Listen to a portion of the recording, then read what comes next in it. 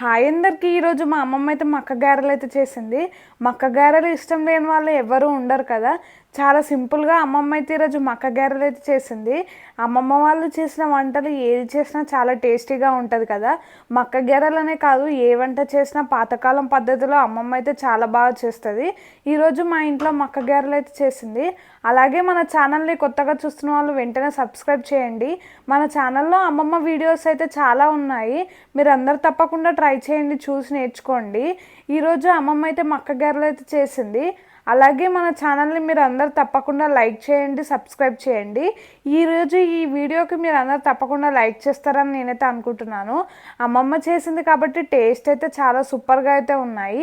ఈ వేడివేడి మక్క గారెలకైతే చికెన్ సూప్ అయితే టేస్టీగా ఉంటుంది కదా.